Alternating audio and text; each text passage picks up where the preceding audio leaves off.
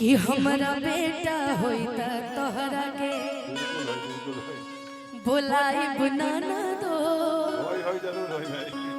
भाभी भाभी के जैसे प्रणाम और जितना भी भाभी के साथ जितना भी लोग बैठल बाड़ी अपने के गार्जियन सभी के बहुत बहुत प्रणाम। हमेशा जे आशीर्वाद के हमेशा कामना रही। आंटी जी भी बैठल बाड़ी बहुत बहुत प्रणाम। हमेशा आशीर्वाद के कामना रही। हो बुलाई बनाना दो, हो बुलाई बनाना दो, हो बुलाई बनाना दो, हो बुलाई बनाना दो। अभी भैया ही कहते हो। हाँ बिल्कुल कि हमारा बेटा होता तोहरा के बुलाई बनाना दो।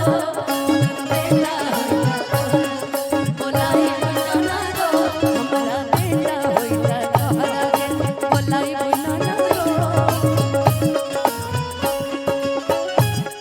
हो बुलाई बनाना दो, हो बुलाई बनाना दो, हो बुलाई बनाना दो, हो बुलाई बनाना दो। कि हमारा बेटा होता तोहरा के बुलाई बनाना दो। बुलाई बनाना दो, हमारा बेटा होता। ए बबुआ के बाबा होई तो बढ़िया के बाबा हो।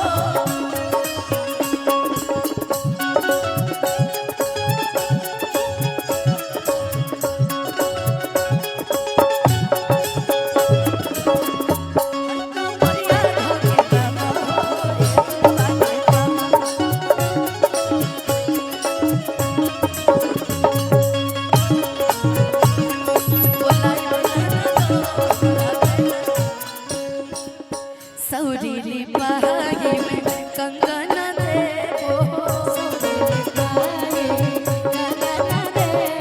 और देखो एकरा के नेक कहल जाला कि जब सोहर होला खिलवना होला तो में सोहर में मोहर लगेला। तो ऐसे हमने के जितना भी बबुआ के चाचा बड़न बड़का पापा बड़न सबके पैसा देता है जाए। अब बबुआ के बुआ के तरफ से भी पैसा मिल रहा है। ए टिक्कू भैया तू का लगवा चाचा की बड़का पापा चाचा मौसा। अच्छा ये मौसी तो मौसा। अच्छा मौसा ओहो तब ठीक है। तब रिश्ता बहुत पुराना है। ठीक है आप भी तो मौसी ही लगेंगे। बुआ लगूंगी मैं भैया बोलती ए भैया यहाँ रिश्ता समझ में नहीं आ रहा। कहाँ है भाई बबुआ की मौसी किधर है? वहाँ नेक मिला है कि नहीं तुमको? नहीं मुझे तो मिला है, हमेशा मिलता है। कहाँ है? अच्छा एक अच्छा भाभी ए भाभी आई बाड़ी। सूरज भैया का लगेगा तू का लगवाओ चाचा भाग मौसा। सौरीली पहाड़ी में पाया ना देवो। जाए बुआ सौरीली पहाड़ी में पाया ना देवो। पायल के धुन पाना चाहे बुलाना दो। पायल के धुन पाना चाहे बुलाना दो। कि हमारा बेटा होता ए जरूर अब भौजाई ये गोल बड़ी तो ठुमका लगी है खुशी तारा तरफ से। कोई बात नहीं ऐसे ऐसे भी होता है। जैसे जिसको नहीं आता वैसे भाभी की भाभी। अच्छा मतलब दूधू को भाभी मतलब क्या लगेंगे आपकी भाभी? सर अच्छा सरहज है इधर आइए। सरहज जी आपको डांस करने आता है कि नहीं? आता है। ठीक है भाभी हमारी ताली बजाएंगे और सरहज जी हमारी आज डांस करेंगे। नहीं करना पड़ेगा भाभी थोड़ा सा। कि पायल के धुन पाना चाहे बुलाना दो। कि हमारा बेटा होता तोहरा के बुलाई बनाना दो। बुलाई बनाना दो कि हमारा बेटा होता बुलाई बनाना दो।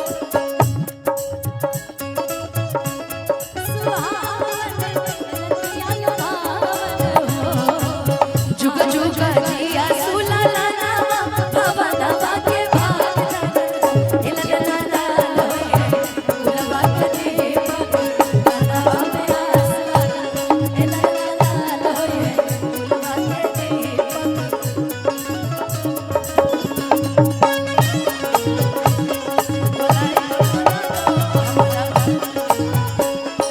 देखा का हो अब खुशी अपना हिस्सा के नेग ले ले बड़ी तो तब हमार बारी बापन नेक लेवल के ए खुशी।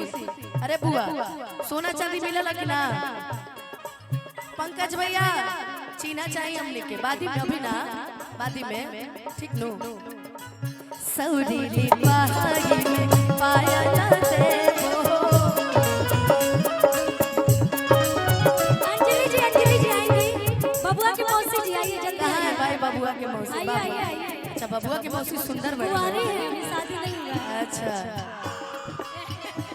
थोड़ा इधर देख लीजिएगा नौजवानों को। ठीक बा रुक जा टिंकू भैया रुक जा। ए भाई एनर्जी देख रहे हैं लोगों का। अब बबुआ के मौसी ठीक लगल बड़ी हैं। आओ तरी आओ हो बापू सब लोग के इंतजार में खड़े हैं। अच्छा बुझा रहल बा कि हुए वाला गाना होके के चाहिए कि मौसी चांद के अजरिया लियल गोर पाड़े हो। इता ई लोग कहता अरे हुआ का कहे मौसी छोटे बाबा ये तो ये लोग कहता हमने के आरत पंकज भैया क्या कहिए देख लेन हमको कहा कि हाला भइल बाबे जो अब बबुआ के मौसी के ले गइल गावे के चो। लेकिन यो हो सकेला कि बबुआ के मौसी तोहके नेक मिली हो, कि बबुआ के मौसी तोहके नेक मिली। हमने में गाड़ी बड़ी चलेला यही से कहे के बा। आ दूगो जो बन रखे खातिर दूगो बेग मिली हो, दूगो जो बन रखे खातिर दूगो जो बन रखे खातिर दूगो बेग मिली हो। बबुआ के मौसी तोहके नेक मिली, बबुआ के मौसी तोहके नेक। ए भैया तू यहाँ ले आवा। क्या नाम है इनका? अंजलि नाम। अंजलि नाम से हमको बहुत प्यार है। अंजलि जी जानती हैं आपको तो ये कहना चाहिए कि जब ले हम कुंवार रहा पर्सनल आलोक जी कहाँ हैं? आलोक जी ए आलोक जी कहाँ बड़े? आलोक जी के बुलाओ। कि जब ले हम कुंवार रहा पर्सनल खाली तोहार रहा। एगो हो जा रुकिए कि बबुआ के मौसी के बड़ाई कताना हो बड़ाई कताना। एगो रुपया ना लूटावली सिखाई सके तना, एगो रुपया ना लूटावली सिखाई। बबुआ के मौसी के बड़ाई कताना हो बड़ाई कताना। ए भैया पंकज भैया के साली के बड़ाई कतना हो बड़ाई कतना।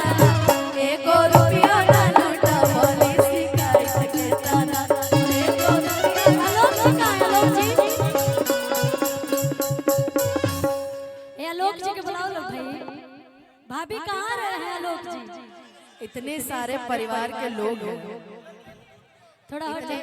इतने सारे परिवार के लोग हैं, लेकिन खुशी वो तो सब घर में मौसे बन रिश्ता जाला। जुड़ते रहता है। बाकी चलो और लोगों के हमने के गावे के बा, लेकिन जा अगर सैड सॉन्ग ना गाए तो नहीं मन ना लगे, है ना? क्या जी आ साला जी के कोड़िए पोछा पाई हो। ए भाई ऐसा कर दो लेकिन जितने भभाई हमारा बड़ी मजा आई हो। जितने भभाई अरे होतने भभाई हो, अटी मुझे के बड़ी मजा आई हो। सुना इनका नाम जानती है क्या है? क्या इनका नाम आलोक है। तो हम कहो कि आलोक के पाछा वाछा पाई हो। आलोक के पाछा वाछा पाई